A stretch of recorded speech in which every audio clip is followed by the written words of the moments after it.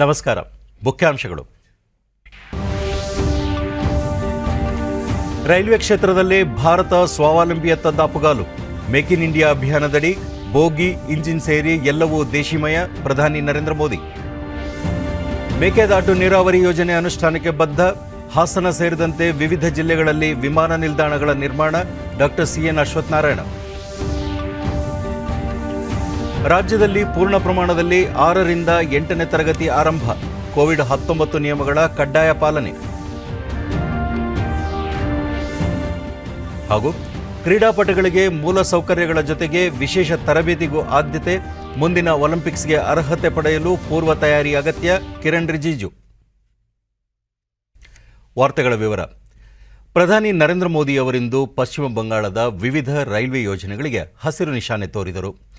Kolkata metro ವಿಸ್ತರಣೆ ಸೇರಿದಂತೆ ಹಲವಾರು ರೈಲ್ವೆ ಯೋಜನೆಗಳನ್ನು ಉದ್ಘಾಟಿಸಿ ಇವು ಆತ್ಮನಿರ್ಭರ ಭಾರತದ ಬಲ ವರ್ಧಿಸಲಿವೆ.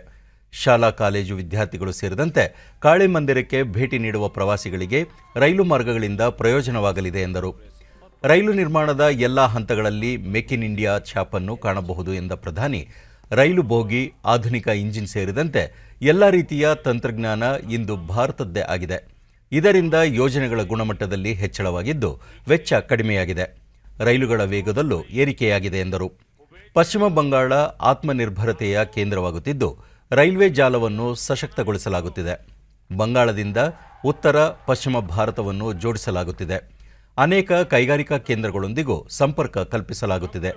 ಇದರಿಂದ ಉದ್ಯೋಗಾವಕಾಶ ಹೆಚ್ಚಲಿದ್ದು ಆತ್ಮನಿರ್ಭರ ಭಾರತದ ಅಂತಿಮ ಗುರಿಯೂ ಇದೇ ಆಗಿದೆ ಎಂದರು. जिलिक उठी बराती ज्वली हत देवालिर बनती. ब्रह्मपुत्र के दोनों किनारे दिवाली में झलने वाले दीप से रोशन होंगे.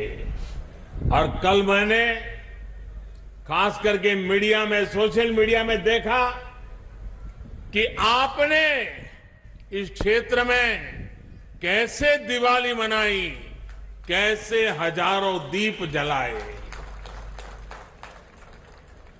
दियों का वो प्रकाश शांति और स्थायित्व के बीच असम में होते विकास की तस्वीर भी है. केंद्र और असम सरकार मिलकर राज्य के संतुलित विकास में जुटी है और इस विकास का एक बड़ा आधार है असम का इंफ्रास्ट्रक्चर. साथियों, नॉर्थ बैंक में भरपूर सामर्थ्य होने के बावजूद पहले की सरकारों ने इस क्षेत्र के साथ सौतेला व्यवहार किया. यहां की कनेक्टिविटी हो, अस्पताल हो, शिक्षा के संस्थान हो, उद्योग हो, पहले की सरकारों की प्राथमिकता में नजर ही नहीं आ रहे थे. ರೈಲ್ವೆ ಸಚಿವ ಪಿಯೂಷ್ ಗೋಯಲ್, ಅಭಿವೃದ್ಧಿ ಕಾರ್ಯಗಳ ಮೂಲಕ ಸ್ವರ್ಣ ಬಂಗಾಳ ನಿರ್ಮಾಣ ಮಾಡಲಾಗುತ್ತಿದೆ ಎಂದರು. ಕಾರ್ಯಕ್ರಮದಲ್ಲಿ ಪಶ್ಚಿಮ ಬಂಗಾಳದ ರಾಜ್ಯಪಾಲ ಜಗದೀಪ್ ಧನ್ಕರ್ ಪಾಲ್ಗೊಂಡಿದ್ದರು. ಇದಕ್ಕೂ ಮುನ್ನ ಹುಗ್ಲಿಯಲ್ಲಿ ಆಯೋಜಿಸಲಾಗಿದ್ದ ಜಾಥಾದಲ್ಲಿ ಪ್ರಧಾನಿ ನರೇಂದ್ರ ಮೋದಿ ಸಾರ್ವಜನಿಕರನ್ನು ಉದ್ದೇಶಿಸಿ ಮಾತನಾಡಿದರು. ಮೂಲಸೌಕರ್ಯ ಸರ್ಕಾರದ ಆದ್ಯ ಕ್ಷೇತ್ರವಾಗಿದ್ದು ಅತ್ಯಂತ ತ್ವರಿತವಾಗಿ ಅಭಿವೃದ್ಧಿ ಯೋಜನೆಗಳನ್ನು ನಿರ್ಮಾಣ ಮಾಡಲಾಗುತ್ತಿದೆ. ಈಗ ಪಶ್ಚಿಮ ಬಂಗಾಳ ಪರಿವರ್ತನೆಗೆ ಮನಸ್ಸು ಮಾಡುತ್ತಿದೆ ಎಂದರು. ವಿಶ್ವದ ಎಲ್ಲ ಮುಂದುವರೆದ ದೇಶಗಳಲ್ಲಿ ಒಂದು ಅಂಶವನ್ನು ಸಾಮಾನ್ಯವಾಗಿ ಕಾಣಬಹುದು.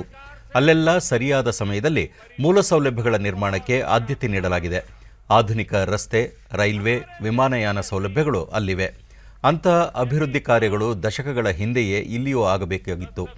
ಆದರೆ ಆಗಲಿಲ್ಲ. ಹೀಗಾಗಿ ಇನ್ನು ತಡ ಮಾಡುವಂತಿಲ್ಲ, ಕ್ಷಣ ಕಾಲವನ್ನು ವ್ಯಯ ಮಾಡುವಂತಿಲ್ಲ ಎಂದರು. ಹಿಂದಿನ ಸರ್ಕಾರಗಳು ಬಂಗಾಲದ ಐತಿಹಾಸಿಕ ನೆಲವನ್ನು ಹಾಗೆಯೇ ಬಿಟ್ಟುಬಿಟ್ಟರು.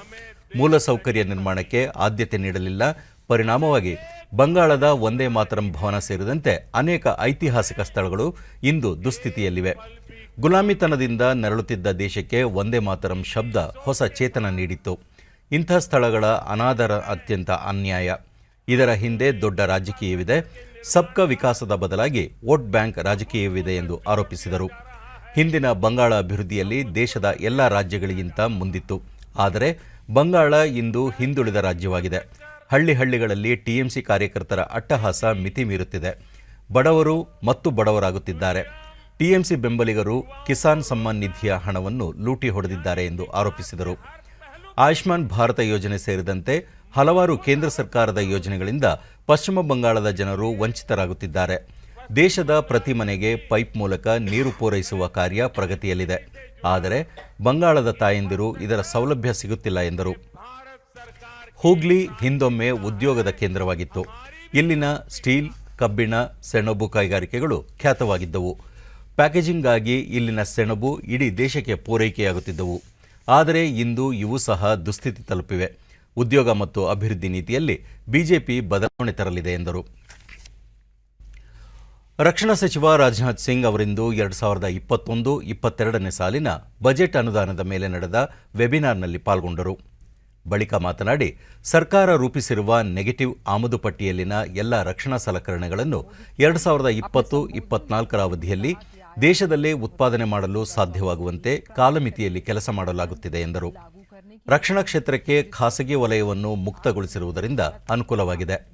ಬಜೆಟ್ನಲ್ಲಿ ದೇಶೀಯ ಹಾಗೂ ವಿದೇಶಿ ರಕ್ಷಣಾ ಖರೀದಿಗೆ ಪ್ರತ್ಯೇಕ ವಿಭಾಗ ಸೃಷ್ಟಿಸಿರುವ ಹಿನ್ನೆಲೆಯಲ್ಲಿ ದೇಶದ ರಕ್ಷಣಾ ಉತ್ಪಾದಕರ ಬಲವರ್ಧನೆ ಸಾಧ್ಯವಾಗಲಿದೆ. ರಕ್ಷಣಾ ವಲಯದ ಹೂಡಿಕೆ ಕಳೆದ 6 ವರ್ಷಗಳಲ್ಲಿ ಶೇಕಡ 200ರಷ್ಟು ಏರಿಕೆಯಾಗಿದೆ. ಒಟ್ಟಾರೆ 2871 ಕೋಟಿ ರೂಪಾಯಿ ಹೂಡಿಕೆಯಾಗಿದೆ ಎಂದು ತಿಳಿಸಿದರು. ರಕ್ಷಣಾ ಸಚಿವಾಲಯವು 2024ರೊಳಗೆ 1,75,000 ಕೋಟಿ ರೂಪಾಯಿ ವಹಿವಾಟು ನಡೆಸುವ ಗುರಿ ಹೊಂದಿದೆ. 35,000 ಕೋಟಿ ರೂಪಾಯಿ ಮೌಲ್ಯದ ವೈಮಾನಿಕ ಹಾಗೂ ರಕ್ಷಣಾ ವಲಯದ ವಸ್ತು ಹಾಗೂ ಸೇವೆಗಳನ್ನು ರಫ್ತು ಮಾಡಲು ಉದ್ದೇಶಿಸಲಾಗಿದೆ ಎಂದರು.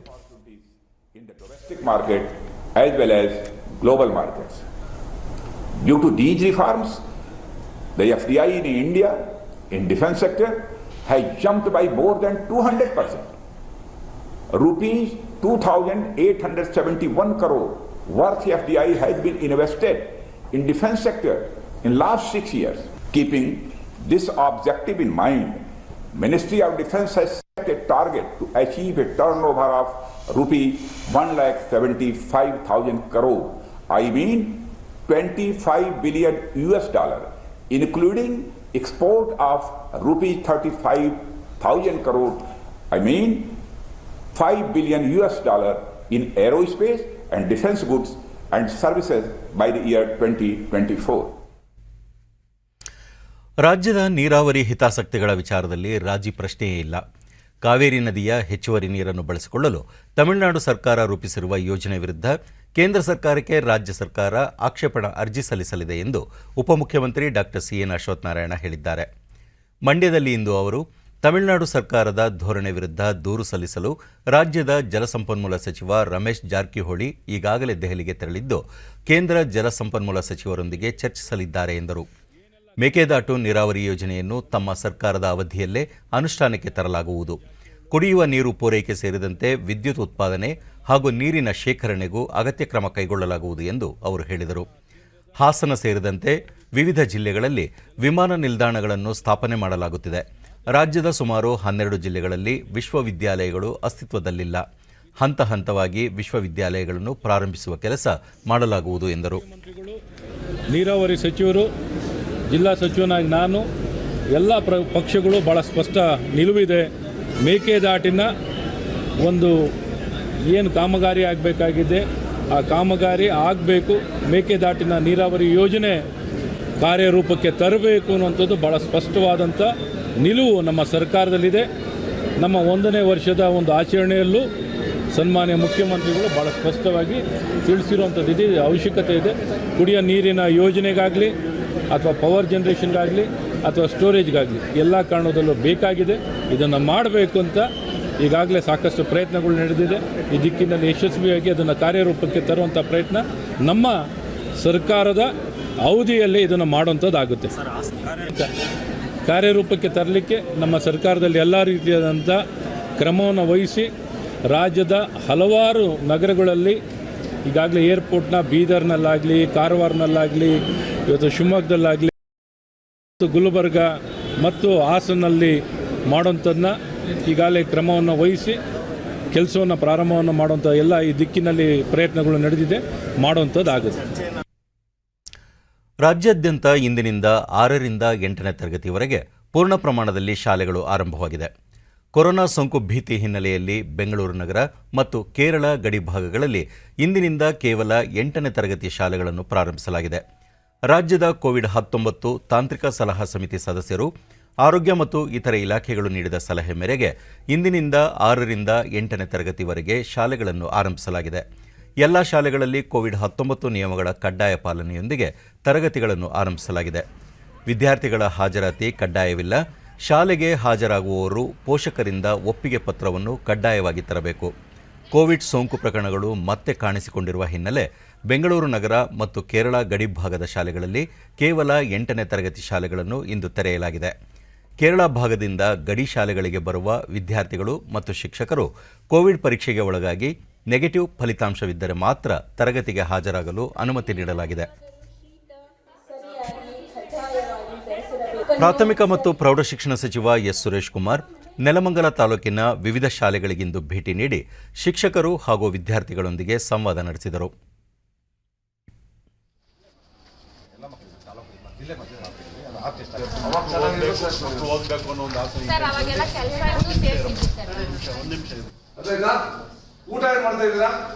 ನಂತರ ಅವರು ರಾಜ್ಯದಲ್ಲಿ ಇಂದಿನಿಂದ 6ರಿಂದ 8ನೇ ತರಗತಿವರೆಗೂ ಶಾಲೆಗಳು ಆರಂಭವಾಗಿದ್ದು ವಸ್ತುಸ್ಥಿತಿಯನ್ನು ಅರಿಯಲು ಬೆಂಗಳೂರು ಗ್ರಾಮಾಂತರ ಜಿಲ್ಲೆಯ ವಿವಿಧ ಶಾಲೆಗಳಿಗೆ ಭೇಟಿ ನೀಡಿದ್ದೇನೆ.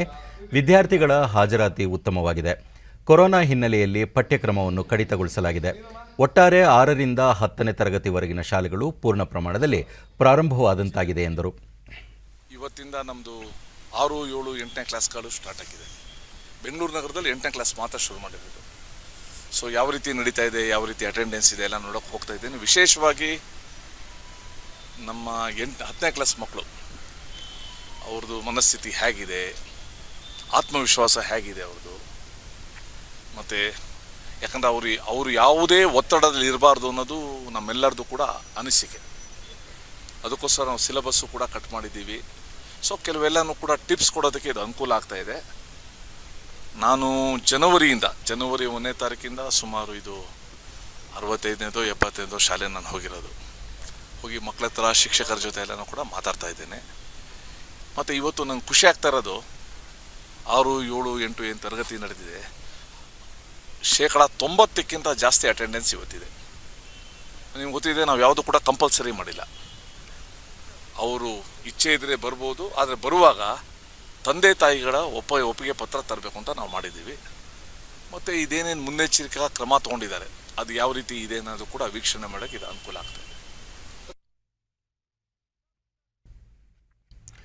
ಕೇರಳ, ಮಹಾರಾಷ್ಟ್ರದಲ್ಲಿ ಕೊರೋನಾ ಸೋಂಕು ಪ್ರಕರಣಗಳು ಹೆಚ್ಚುತ್ತಿರುವ ಹಿನ್ನೆಲೆಯಲ್ಲಿ ರಾಜ್ಯದಲ್ಲೂ ಕಠಿಣ ಮುನ್ನೆಚ್ಚರಿಕಾ ಕ್ರಮಗಳನ್ನು ತೆಗೆದುಕೊಳ್ಳಲಾಗುತ್ತಿದ್ದು, ಸಾರ್ವಜನಿಕರು ಕೋವಿಡ್-19 ನಿಯಮಗಳನ್ನು ಕಡ್ಡಾಯವಾಗಿ ಪಾಲಿಸುವುದು ತೀರಾ ಅಗತ್ಯವಾಗಿದೆ ಎಂದು ಆರೋಗ್ಯ ಮತ್ತು ವೈದ್ಯಕೀಯ ಶಿಕ್ಷಣ ಸಚಿವ ಡಾ ಕೆ ಸುಧಾಕರ್ ತಿಳಿಸಿದ್ದಾರೆ. ಬೆಂಗಳೂರಿನಲ್ಲಿಂದು ಸುದ್ದಿಗಾರರೊಂದಿಗೆ ಅವರು, ರಾಜ್ಯದಲ್ಲಿ ಕೊರೋನಾ ನಿಯಮಗಳ ಪಾಲನೆ ಸರಿಯಾಗಿ ಆಗುತ್ತಿಲ್ಲ. ಮದುವೆ, ಜಾತ್ರೆ, ಹೋರಾಟ ಇನ್ನಿತರ ಸಮೂಹ ಕಾರ್ಯಕ್ರಮಗಳಿಂದಾಗಿ ಜನದಟ್ಟಣೆ ಉಂಟಾಗುತ್ತಿದ್ದು ಸೋಂಕು ಹರಡಲು ದಾರಿಯಾಗುತ್ತಿದೆ. ಜನಸಾಮಾನ್ಯರು ಅಷ್ಟೇ ಅಲ್ಲದೆ ಗಣ್ಯರು ಮತ್ತು ಅತಿಗಣ್ಯರು ಕೂಡ ಮಾಸ್ಕ್ ಧರಿಸದೇ ಇರುವುದು ಸೇರಿದಂತೆ ಕೊರೋನಾ ನಿಯಮಗಳನ್ನು ಪಾಲನೆ ಮಾಡುತ್ತಿಲ್ಲ ಎಂದು ಬೇಸರದಿಂದ ನುಡಿದರು. ಇದೇ ಪರಿಸ್ಥಿತಿ ಮುಂದುವರೆದರೆ ಮಹಾರಾಷ್ಟ್ರದಲ್ಲಿ ಲಾಕ್ಡೌನ್ ಪರಿಸ್ಥಿತಿ ನಿರ್ಮಾಣವಾಗಿರುವಂತೆ ರಾಜ್ಯದಲ್ಲೂ ಇಂತಹ ಪರಿಸ್ಥಿತಿ ಉದ್ಭವಿಸಬಹುದು. ಹಾಗಾಗಿ ನಿಯಮಗಳಿಗೆ ವಿರುದ್ಧವಾಗಿ ನಡೆದುಕೊಳ್ಳದಂತೆ ಮುನ್ನೆಚ್ಚರಿಕೆ ನೀಡಿದ ಅವರು, ನಾಗರಿಕ ಪ್ರಜ್ಞೆ, ಜವಾಬ್ದಾರಿಯಲ್ಲಿ ಮುಖ್ಯವಾಗಿರುತ್ತದೆ. ಇಲ್ಲವಾದರೆ ಸರ್ಕಾರ ಕಠಿಣ ಕ್ರಮ ತೆಗೆದುಕೊಳ್ಳುವುದು ಅನಿವಾರ್ಯವಾಗಿರುತ್ತದೆ ಎಂದು ಸಚಿವರು ಹೇಳಿದರು. ಆರೋಗ್ಯ ಇಲಾಖೆಯಿಂದ ಹೊಸ ಮಾರ್ಗಸೂಚಿಯನ್ನು ಪ್ರಕಟಿಸಲಾಗುತ್ತಿದ್ದು, ಮದುವೆ ಸಮಾರಂಭಗಳಲ್ಲಿ ಮಾಸ್ಕ್ ಸೇರಿದಂತೆ ಇನ್ನಿತರೆ ನಿಯಮಗಳ ಪಾಲನೆಗೆ ಸಂಬಂಧಿಸಿದಂತೆ ಮಾರ್ಷಲ್ ಒಬ್ಬರನ್ನು ನೇಮಿಸಲು ನಿರ್ಧರಿಸಲಾಗಿದ್ದು, 500ಕ್ಕೂ ಹೆಚ್ಚು ಜನರು ಭಾಗವಹಿಸದಂತೆ ಎಚ್ಚರ ವಹಿಸಬೇಕು ಎಂದರು. ರಾಜ್ಯದಲ್ಲಿ ಕೋವಿಡ್-19 ಲಸಿಕೆ ನೀಡಿಕೆ ಪ್ರಮಾಣ ನಿಗದಿತ ವೇಗದಲ್ಲಿ ನಡೆಯುತ್ತಿಲ್ಲ.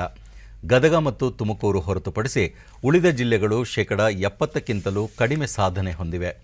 ಈ ಹಿನ್ನೆಲೆಯಲ್ಲಿ ಇಂದಿನಿಂದ 3 ದಿನಗಳ ಕಾಲ ಹೆಚ್ಚಿನ ಸಂಖ್ಯೆಯಲ್ಲಿ ಆರೋಗ್ಯ ಕಾರ್ಯಕರ್ತರು ಮತ್ತು ಮುನ್ನೆಲೆ ಕಾರ್ಯಕರ್ತರಿಗೆ ಕಡ್ಡಾಯವಾಗಿ ಲಸಿಕೆ ನೀಡಬೇಕಾಗಿದೆ.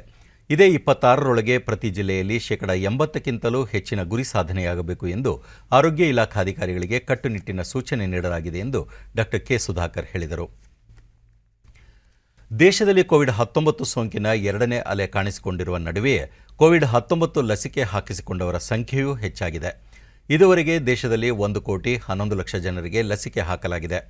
ಕಳೆದ 24 ಗಂಟೆಗಳಲ್ಲಿ 31,681 ಜನರಿಗೆ ಲಸಿಕೆ ಹಾಕಲಾಗಿದೆ ಎಂದು ಕೇಂದ್ರ ಆರೋಗ್ಯ ಮತ್ತು ಕುಟುಂಬ ಕಲ್ಯಾಣ ಸಚಿವಾಲಯ ತಿಳಿಸಿದೆ. ಈ ನಡುವೆ ಸೋಂಕಿನಿಂದ ಚೇತರಿಸಿಕೊಳ್ಳುವ ಪ್ರಮಾಣ 92.22% ಏರಿಕೆಯಾಗಿದೆ. ಈಗಾಗಲೇ 1,06,00,000 ಜನ ಸೋಂಕಿನಿಂದ ಚೇತರಿಸಿಕೊಂಡಿದ್ದಾರೆ. ಸಕ್ರಿಯ ಪ್ರಕರಣಗಳ ಸಂಖ್ಯೆ 1,55,055 ಇದೆ. ಭಾರತೀಯ ವೈದ್ಯಕೀಯ ಸಂಶೋಧನಾ ಮಂಡಳಿ ಐಸಿಎಂಆರ್ ಕಳೆದ 24 ಗಂಟೆಯಲ್ಲಿ 6 ಲಕ್ಷಕ್ಕೂ ಅಧಿಕ ಪರೀಕ್ಷೆ ನಡೆಸಿರುವುದಾಗಿ ಹೇಳಿದೆ. ಇದುವರೆಗೆ 21 ಕೋಟಿಗೂ ಹೆಚ್ಚು ಪರೀಕ್ಷೆಗಳನ್ನು ನಡೆಸಲಾಗಿದೆ. ಲಿಂಗಾಯತ ಪಂಚಮಸಾಲಿ ಸಮುದಾಯಕ್ಕೆ ಹಿಂದುಳಿದ ವರ್ಗ 2A ಮೀಸಲಾತಿ ಸೌಲಭ್ಯವನ್ನು ಕಲ್ಪಿಸಬೇಕೆಂದು ಒತ್ತಾಯಿಸಿ ಬೆಂಗಳೂರಿನಲ್ಲಿ ನಿನ್ನೆ ನಡೆದ ಸಮುದಾಯದ ಸಮಾವೇಶವನ್ನು ಕೆಲವರು ಸ್ವಾರ್ಥ ಸಾಧನೆಗಾಗಿ ದಿಕ್ಕು ತಪ್ಪಿಸುವ ಕೆಲಸ ಮಾಡಿರುವುದು ಖಂಡನೀಯ ಎಂದು ಸಚಿವರಾದ ಸಿಸಿ ಪಾಟೀಲ್ ಮತ್ತು ಮುರುಗೇಶ್ ನಿರಾಣಿ ಹೇಳಿದ್ದಾರೆ. ವಿಧಾನಸೌಧದ ಸಮ್ಮೇಳನ ಸಭಾಂಗಣದಲ್ಲಿ ನಡೆದ ಜಂಟಿ ಪತ್ರಿಕಾಗೋಷ್ಠಿಯಲ್ಲಿ ಅವರು ಶಾಸಕ ಬಸನಗೌಡ ಪಾಟೀಲ್ ಯತ್ನಾಳ್, ಯಡಿಯೂರಪ್ಪ ಸೇರಿದಂತೆ ಪಕ್ಷದ ಹಿರಿಯ ನಾಯಕರ ವಿರುದ್ಧ ಮೊದಲಿನಿಂದಲೂ ಇಲ್ಲಸಲ್ಲದ ಆರೋಪ ಮಾಡುತ್ತಾ ಬಂದಿದ್ದು, ನಿನ್ನೆ ನಡೆದ ಸಮಾವೇಶವನ್ನು ದಾರಿ ತಪ್ಪಿಸುವ ಷಡ್ಯಂತ್ರ ಮಾಡಿರುವುದು ಸರಿಯಲ್ಲವೆಂದರು. ಸಮುದಾಯಕ್ಕೆ ಮೀಸಲಾತಿ ಕಲ್ಪಿಸುವ ಸಂಬಂಧ ಸಮಗ್ರ ಅಧ್ಯಯನ ನಡೆಸಿ ವರದಿ ನೀಡಲು ಮುಖ್ಯಮಂತ್ರಿ ಬಿಎಸ್ ಯಡಿಯೂರಪ್ಪ ಹಿಂದುಳಿದ ವರ್ಗಗಳ ಆಯೋಗಕ್ಕೆ ಶಿಫಾರಸು ಮಾಡಿದ್ದು, ಆಯೋಗದ ವರದಿ ಬರುವವರೆಗೂ ಕಾದು ನೋಡುವುದಾಗಿ ತಿಳಿಸಿದರು. ಜಗದೀಶ್ ಶೆಟ್ಟರ್ ಸರು ಮತ್ತು ಪ್ರಹ್ಲಾದ್ ಜೋಶಿ ಅವರ ಮೇಲೆ 2 ವರ್ಷಗಳ ಕಾಲ ಸತತವಾಗಿ, ನಂತರ ಯಡಿಯೂರಪ್ಪನವರು ಶೋಭಾ ಅವ್ರ ಮೇಲೆ, ಸೋಮಣ್ಣ ಅವ್ರ ಮೇಲೆ, ನಮ್ಮ ಮೇಲೆ, ಈ ರೀತಿ ನಾವು ಎಲ್ಲ ಪಟ್ಟಿಯನ್ನು ಮಾಡ್ಕೋತ ಹೋದರೆ ಈ ಬೇರೆ ಪಕ್ಷದಲ್ಲಿರುವಂಥವ್ರಿಗಿಂತಲೂ ಹೆಚ್ಚಾಗಿ ನಮ್ಮ ಭಾರತೀಯ ಜನತಾ ಪಾರ್ಟಿಯ ಪಕ್ಷದ ಶಾಸಕರ ಸಚಿವರ ಮೇಲೇ ಆಪಾದನೆಯನ್ನು ಮತ್ತು ವಾಗ್ದಾಳಿಯನ್ನು ಮಾಡಿರುವಂಥದ್ದನ್ನು ನಾವು ಇಬ್ಬರು ಜವಾಬ್ದಾರಿ ಇರುವಂಥ ಸಚಿವರು ಮತ್ತು 14-15 ಜನ ಶಾಸಕರು, ವಿಧಾನ ಪರಿಷತ್ತಿನ ಸದಸ್ಯರು ಮತ್ತು ಸಮಾಜದ ಹಿರಿಯರು ಎಲ್ಲರೂ ಕೂಡಿ ನಾವು ಮಾತು ಕೊಡ್ತಾ ಇದ್ದೀವಿ. ಇದು ಒಂದು ಪ್ರೊಸೆಸ್ದಲ್ಲಿ ಹೊರಟಿದೆ, ಓವರ್ನೈಟ್ದಲ್ಲಿ ಮಾಡುವಂಥದ್ದಲ್ಲ. ಈಗಾಗಲೇ ನಾವು ಹಂತ ಹಂತವಾಗಿ ತ್ರಿವಿಧದಲ್ಲಿ ಬಂದ ನಂತರ ಮತ್ತೆ ಮನವಿಯನ್ನು ಇವ್ರು ಕೊಟ್ಟ ಮೇಲೆ ಈಗ ಅದನ್ನು ಹಿಂದುಳಿದ ಆಯೋಗದ ಅಧ್ಯಕ್ಷರಿಗೆ ಶಿಫಾರಸು ಮಾಡಿ ಗೌರ್ಮೆಂಟು ಗೆಜೆಟ್ ಮಾಡಿದೆ. ಈಗ ಅವ್ರು ಅಭ್ಯಾಸ ಸ್ಟಾರ್ಟ್ ಮಾಡಿದ್ದಾರೆ. ಅವರು ಕ್ವಾಸಿ ಜುಡಿಷಿಯಲ್ ಒಂದು ಬಾಡಿ ಆಗಿರೋದ್ರಿಂದ ನಾವು ಇಷ್ಟೇ ದಿವಸದಲ್ಲಿ ಅದನ್ನು ರಿಪೋರ್ಟನ್ನು ಕೊಟ್ಟು ಹೇಳಿಕ್ಕೆ ಆಗೋದಿಲ್ಲ. ಅದ್ರ ಸಲುವಾಗಿ ರಿಪೋರ್ಟ್ ಬರೋಗೆ ಕಾಯೋಣ. ಈಗ 70 ವರ್ಷದಿಂದ ನಾವು ಕಾಯ್ದೀವಿ. ಇನ್ನೊಂದು 1 ತಿಂಗಳು 3 ತಿಂಗಳು ಕಾಯುವಂಥದ್ರಲ್ಲಿ ಏನು ತಪ್ಪಿಲ್ಲ. ನೀವು ಇವತ್ತೇ ಮಾಡಬೇಕು, ನಾನು ಉಪವಾಸ ಕೊಡ್ತೇನೆ, ಅಮರ ಉಪವಾಸ ಕೊಡ್ತೇನೆ ಅಂದರೆ ಇದರಲ್ಲಿ ಸಂಪೂರ್ಣವಾಗಿ ರಾಜಕೀಯ ಪ್ರೇರಿತವಾಗಿದೆ. ಹಲವು ಶಾಸಕರು ರಾಜೀನಾಮೆ ನೀಡಿದ್ದ ಹಿನ್ನೆಲೆಯಲ್ಲಿ ಕಾಂಗ್ರೆಸ್ ನೇತೃತ್ವದ ಪುದುಚೇರಿ ಸರ್ಕಾರ ಪತನವಾಗಿದೆ. ಮುಖ್ಯಮಂತ್ರಿ ನಾರಾಯಣಸ್ವಾಮಿ ವಿಧಾನಸಭೆಯಲ್ಲಿ ಬಹುಮತ ಸಾಬೀತುಪಡಿಸಲು ಇಂದು ವಿಫಲರಾದ ಬಳಿಕ ರಾಜೀನಾಮೆ ಸಲ್ಲಿಸಿದರು. ಪುದುಚೇರಿ ಸ್ಪೀಕರ್ ಬಿಪಿ ಶಿವಕೋಲುಂತು ಅವರು ನಾರಾಯಣಸ್ವಾಮಿ ವಿಶ್ವಾಸಮತ ಕಳೆದುಕೊಂಡಿರುವುದನ್ನು ಪ್ರಕಟಿಸಿದರು. ಇಂದು ಸಂಜೆ 5 ಗಂಟೆಯೊಳಗೆ ವಿಶ್ವಾಸಮತ ಸಾಬೀತುಪಡಿಸುವಂತೆ ಪುದುಚೇರಿ ಲೆಫ್ಟಿನೆಂಟ್ ಗವರ್ನರ್ ತಮಿಲಿಸೈ ಸುಂದರರಾಜನ್ ಮುಖ್ಯಮಂತ್ರಿ ನಾರಾಯಣಸ್ವಾಮಿ ಅವರಿಗೆ ನಿರ್ದೇಶನ ನೀಡಿದ್ದರು. प्रस्ताव लाया था वो उसमें विफल रहे और इसके बाद सदन की कार्यवाही अनिश्चितकाल के लिए स्थगित कर दी गई और उसके तुरंत बाद मुख्यमंत्री गए, उपराज्यपाल को उन्होंने अपना इस्तीफा दे दिया है. अब सवाल ये उठता है कि उपराज्यपाल क्या निर्णय लेते हैं, क्या लागू होगा, क्या जो रंगस्वामी जो पूर्व मुख्यमंत्री थे और AR कांग्रेस के अध्यक्ष हैं. ಕೇಂದ್ರ ಚುನಾವಣಾ ಆಯೋಗ ಇಂದು ಮತದಾನ ನಡೆಯಲಿರುವ ಪ್ರದೇಶಗಳಲ್ಲಿ ಕೇಂದ್ರೀಯ ಪೊಲೀಸ್ ಪಡೆಗಳನ್ನು ಪೂರ್ವಭಾವಿಯಾಗಿ ನಿಯೋಜಿಸುವ ಪರಿಪಾಠ ಹಿಂದಿನಿಂದಲೂ ಇದೆ ಎಂದು ಸ್ಪಷ್ಟೀಕರಣ ನೀಡಿದೆ.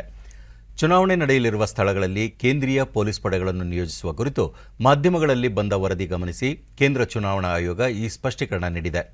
1980ರಿಂದಲೂ ಈ ಪರಿಪಾಠ ಲೋಕಸಭೆ ಮತ್ತು ವಿಧಾನಸಭೆ ಚುನಾವಣೆಗಳ ಸಮಯದಲ್ಲಿ ನಡೆದುಕೊಂಡು ಬಂದಿದೆ ಎಂದು ತಿಳಿಸಿದೆ. ಮುಖ್ಯವಾಗಿ ಸೂಕ್ಷ್ಮ ಹಾಗೂ ದುರ್ಬಲ ಪ್ರದೇಶಗಳಲ್ಲಿ ಪೂರ್ವಭಾವಿಯಾಗಿ ಪಡೆ ನಿಯೋಜಿಸುವುದು ಸಾಮಾನ್ಯ ಎಂದು ಹೇಳಿದೆ. ಇತ್ತೀಚೆಗೆ ನಡೆದ 5 ರಾಜ್ಯಗಳು ಹಾಗೂ ಕೇಂದ್ರಾಡಳಿತ ಪ್ರದೇಶಗಳ ಚುನಾವಣೆ ಸಂದರ್ಭ ಕೇಂದ್ರೀಯ ಪಡೆಗಳನ್ನು ಕಳುಹಿಸಲಾಗಿತ್ತು ಎಂದು ಆಯೋಗ ತಿಳಿಸಿದೆ.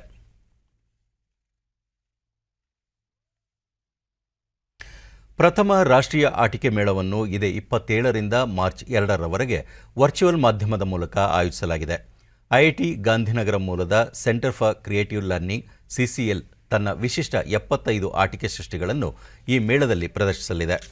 ಸೃಜನಶೀಲ ಕಲಿಕೆಗಾಗಿ ಇಂತಹ ಕೇಂದ್ರವನ್ನು ಹೊಂದಿರುವ ದೇಶದ ಏಕೈಕ ಐಐಟಿ ಗಾಂಧಿನಗರ ಎಂಬ ಹೆಗ್ಗಳಿಕೆಗೆ ಇದು ಪಾತ್ರವಾಗಿದೆ. ಈ ಕೇಂದ್ರವು ವಿದ್ಯಾರ್ಥಿಗಳು ಮತ್ತು ಶಿಕ್ಷಕರಲ್ಲಿ ವೈಜ್ಞಾನಿಕ ಹಾಗೂ ಶೈಕ್ಷಣಿಕ ಆಟಿಕೆಗಳನ್ನು ಅಭಿವೃದ್ಧಿಪಡಿಸುವಂತಹ ಮನೋಧರ್ಮವನ್ನು ಬೆಳೆಸುತ್ತದೆ.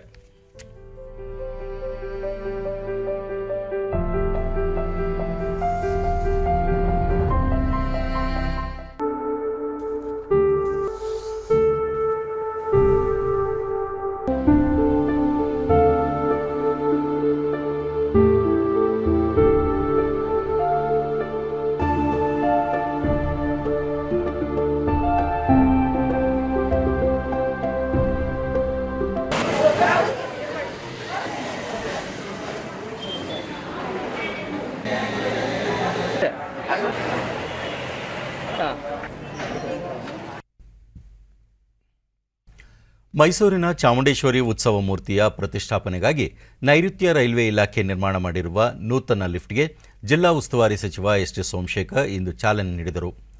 ಈ ಸಂದರ್ಭದಲ್ಲಿ ಸಂಸದ ಪ್ರತಾಪ್ ಸಿಂಹ ಮತ್ತು ಪ್ರಧಾನ ಅರ್ಚಕ ಶಶಿಶೇಖರ್ ದೀಕ್ಷಿತ್ ಸೇರಿದಂತೆ ರೈಲ್ವೆ ಇಲಾಖೆ ಅಧಿಕಾರಿಗಳು ಉಪಸ್ಥಿತರಿದ್ದರು.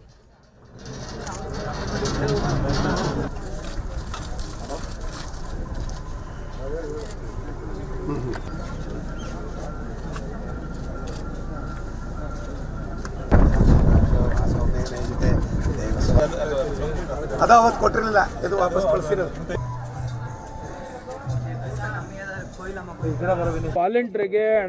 ಬಳಿಕ ಸುದ್ದಿಗಾರರೊಂದಿಗೆ ಸಚಿವ ಎಸ್.ಟಿ. ಸೋಮಶೇಖರ್ ರಾಮಮಂದಿರ ನಿರ್ಮಾಣಕ್ಕೆ ಪಕ್ಷಾತೀತವಾಗಿ ಮತ್ತು ಜಾತ್ಯತೀತವಾಗಿ ದೇಣಿಗೆ ಸಂಗ್ರಹವಾಗುತ್ತಿದ್ದು, ದೇಣಿಗೆ ಸಂಗ್ರಹದ ಖರ್ಚು ವೆಚ್ಚದ ಕುರಿತಾದ ಮಾಹಿತಿ ಸಾರ್ವಜನಿಕರಿಗೆ ಪಾರದರ್ಶಕವಾಗಿ ಲಭ್ಯವಾಗುತ್ತಿದೆ ಎಂದು ಈ ಸಂದರ್ಭದಲ್ಲಿ ಅಭಿಪ್ರಾಯಪಟ್ಟರು.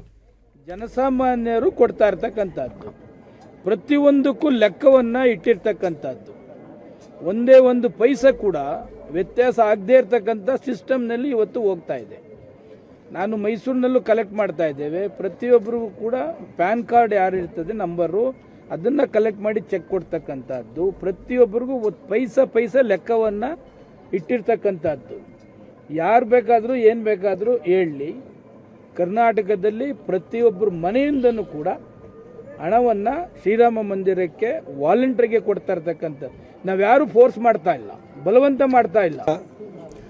ಸಂಸದ ಪ್ರತಾಪ್ ಸಿಂಹ ಚಾಮುಂಡಿ ಬೆಟ್ಟದ ಮಳಿಗೆಗಳ ಅಭಿವೃದ್ಧಿಗಾಗಿ ಕೇಂದ್ರ ಸರ್ಕಾರ ಪ್ರಸಾದ್ ಯೋಜನೆಯಡಿ ಅನುದಾನ ಬಿಡುಗಡೆ ಮಾಡಿದ್ದು, ಮುಂದಿನ ದಿನಗಳಲ್ಲಿ ಅಭಿವೃದ್ಧಿ ಕಾರ್ಯಗಳನ್ನು ಕೈಗೊಳ್ಳಲಾಗುವುದು ಎಂದು ತಿಳಿಸಿದರು. ನಮ್ಮಿಲ್ಲಿನ ಪ್ರಧಾನ ಅರ್ಚಕರಾಗಿರುವಂತಹ ದೀಕ್ಷಿತರು ಪ್ರತಿ ಸಾರಿ ಬಂದಾಗಲೂ ಕೂಡ ಇದೊಂದು ಲಿಫ್ಟ್ ಒಂದು ಹೊಸದಾಗಿ ಮಾಡಿಸ್ಕೊಡಿ ಅಂತ ಕೇಳ್ತಾ ಇದ್ರು. ಅದರಲ್ಲೂ ವಿಶೇಷವಾಗಿ ನಮ್ಮ ಉಸ್ತುವಾರಿ ಸಚಿವರಾಗಿರುವಂತಹ ಸೋಮಶೇಖರ್ ಸಾಹೇಬರು ಬಂದಾದ ನಂತರ ಈ ಲಿಫ್ಟನ್ನು ಏನು ಹೊಸದಾಗಿ ಮಾಡೋದಕ್ಕೆ ಒಂದಷ್ಟು ಅನುದಾನವನ್ನು ಕೂಡ ಕೊಡಬೇಕಿತ್ತು. ಸುಮಾರು 5.5 ಲಕ್ಷ ರೂಪಾಯಿನ ಅದಕ್ಕೆ ಅನುದಾನವನ್ನು ಕೂಡ ಬಿಡುಗಡೆ ಮಾಡಿಸ್ಕೊಟ್ಟು ಅದರ ಪರಿಣಾಮವಾಗಿ ಇವತ್ತು ರೈಲ್ವೆ ಡಿಪಾರ್ಟ್ಮೆಂಟು ಹೊಸ ಲಿಫ್ಟನ್ನು ಮಾಡಿಕೊಟ್ಟಿದೆ. ಹಾಗಾಗಿ ಇವತ್ತು ಅದರ ಒಂದು ಸಣ್ಣ ಪೂಜೆಯನ್ನು ಕೂಡ ನಿರ್ವಹಿಸಲಾಯಿತು. ನಾವು ಚಿಕ್ಕ ವಯಸ್ಸಲ್ಲಿ ನೋಡಿದ ಪ್ರಧಾನ ಅರ್ಚಕ ಶಶಿಶೇಖರ್ ದೀಕ್ಷಿತ್ ಉತ್ಸವ ಮೂರ್ತಿಯ ಪ್ರತಿಷ್ಠಾಪನೆಗಾಗಿ ನೂತನ ಲಿಫ್ಟ್ ನಿರ್ಮಿಸಿರುವುದು ಸಂತಸವಾದ ವಿಷಯವೆಂದು ಅಭಿಪ್ರಾಯಪಟ್ಟರು. ಎಲ್ಲ ಕಡೆ ಎಲೆಕ್ಟ್ರಿಕ್ ಬರುತ್ತೆ, ಆಮೇಲೆ ಸ್ವಿಚ್ ಹಾಕೋದು, ಆಮೇಲೆ ಬ್ಯಾಟ್ರಿಲಿ ಓಡಿಸೋದೆಲ್ಲ ಬರುತ್ತೆ. ಆ ಥರದ್ದೆಲ್ಲ ಬೇಡ, ನಮಗೆ ಮ್ಯಾನ್ಯುಯಲ್ ಮಾಡಿಟ್ಟಿದ್ದಾರೆ ಮಹಾರಾಜರು. ಅದೇ ಪದ್ಧತಿ ಉಳಿಬೇಕು ಅಂತೇಳಿ ಲಿಫ್ಟ್ನ ರಿಪೇರಿ ಮಾಡಿಸೋಕ್ಕೆ ಏರ್ಪಾಡು ಮಾಡಿದ್ವಿ. ಅದೇ ರೀತಿಯಾಗಿ ರೈಲ್ವೆನವರು ಶ್ರಮಪಟ್ಟು ಆ ಕೆಲಸನ ಮಾಡಿಕೊಟ್ಟಿದ್ದಾರೆ. ರೈಲ್ವೆ ಅವರಿಗೆ ಮತ್ತು ಪ್ರತಾಪ್ ಸಿಂಹ ಅವರಿಗೆ, ಮಿನಿಸ್ಟ್ರಿಗೆ ಎಲ್ಲರೂ ಒಳ್ಳೇದಾಗಲಿ ಅಂತ ಹೇಳಕ್ಕೆ ಇಷ್ಟಪಡ್ತೀನಿ.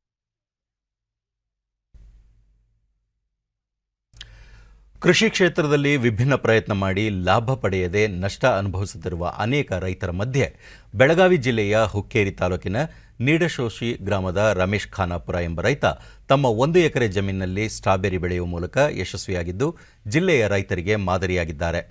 ಸಾವಯವ ಮತ್ತು ರಾಸಾಯನಿಕ ಕೃಷಿ ಪದ್ಧತಿ ಎರಡನ್ನೂ ಅಳವಡಿಸಿಕೊಂಡು ಸ್ಟ್ರಾಬೆರಿ ಬೆಳೆಯುತ್ತಿರುವ ರಮೇಶ್ ಪ್ರತಿದಿನ 60ರಿಂದ 70 ಕೆಜಿಗಳಷ್ಟು ಸ್ಟ್ರಾಬೆರಿಯನ್ನು ಮಾರಾಟ ಮಾಡುವ ಮೂಲಕ ಆರ್ಥಿಕವಾಗಿ ಪ್ರಗತಿ ಹೊಂದಿದ್ದಾರೆ.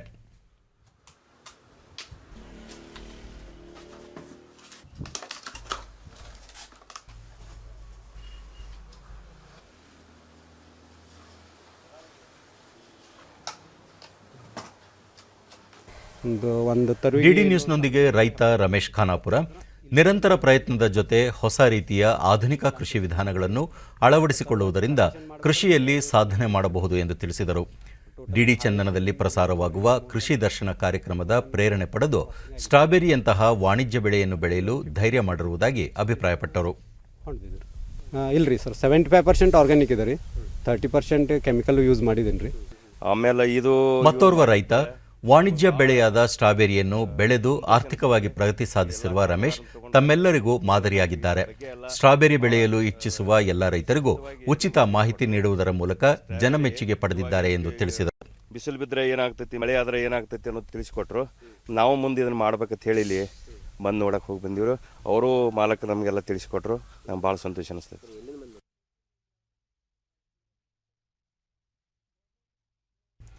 ಕೇಂದ್ರ ಕ್ರೀಡಾ ಹಾಗೂ ಯುವಜನ ಸೇವೆ, ಅಲ್ಪಸಂಖ್ಯಾತರ ಕಲ್ಯಾಣ ರಾಜ್ಯ ಸಚಿವ ಕಿರಣ್ ರಿಜಿಜು ಬೆಂಗಳೂರಿನ ಭಾರತೀಯ ಕ್ರೀಡಾ ಪ್ರಾಧಿಕಾರದ ಆವರಣದಲ್ಲಿ ವಿವಿಧ ಅಭಿವೃದ್ಧಿ ಯೋಜನೆಗಳಿಗೆ ಇಂದು ಚಾಲನೆ ನೀಡಿದರು. ರಾಜ್ಯದ ಕ್ರೀಡಾ ಮತ್ತು ಯುವಜನ ಸೇವೆ ಸಚಿವ ನಾರಾಯಣಗೌಡ, ಖ್ಯಾತ ಕ್ರೀಡಾಪಟು ಪಂಕಜ್ ಅಡ್ವಾನಿ, ಪ್ರಾಧಿಕಾರದ ಅಧಿಕಾರಿಗಳು ಉಪಸ್ಥಿತರಿದ್ದರು.